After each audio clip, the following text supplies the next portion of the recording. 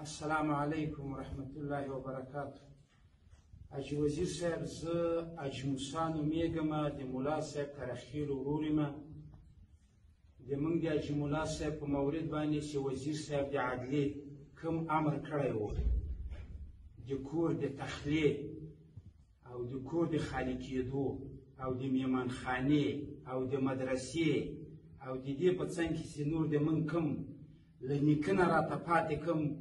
جای جایګیر و هغه هم د وزیر صاحب د امر او د هدایت په اساس باندې ټول ورته تخلیه کړه. دا هم چې کله تخلیه کړه موږ وزیر صاحب عدلیې ته بیرته کامله اطمینان ورکړه چې وزیر صاحب تا ته موږ خپل کور د پلار او د نیکه چې کوم راپاتې کالی او کپړی و هغه هم ټول په شا کړ ومیسته.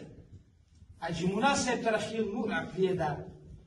دوست لرو دښمن لرو ولا شرمېږو په دې شرمېږو چې ټول دا سابقه سیاسیون وتښتېدل موږ ونه تښتېدو. موږ د امیرالمؤمنین د عفو د فرمان په ډاډ باندې او بل د امارت اسلامي د عزت او د احترام لپاره چې د دې امارت اسلامي کمی رانیسي موږ له خپل کوره مو نه ښورېدو موږ په دې خپل کور کې پاتې شو. سره له دغې نه جنابه د موږ حاجي ملا صاحب دا وعده یې کړې وه چې دی به کور تخلیه کوي موږ به یې در خوشي کوو. هغه هم بېګا وزیر صاحب ته اطمینان ورکړي چې وزیر صاحب کور هم خالي کړه مدرسې هم تسلیم کړي میهمانخانې هم تسلیم کړي. حاجي ملا صاحب نور د موږ راپرېږده د قام مشر هم دا د موږ د دې برغولی له زړونه هم چټي بوټ ختلي دي. د هغې له پاسه صاحبه بېګا ماښام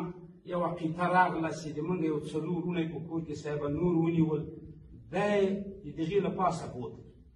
نو تا ته جناب وزیر صاحب د دې لپاره راغلي چې د خدای په خاطر او دغه د موږ ته د وزیر صاحب د امر د اطاعت په خاطر چې موږ د ده د امر اطاعت کاملا وکړو نور د په موږ باندې د رحم لاس ونیول سي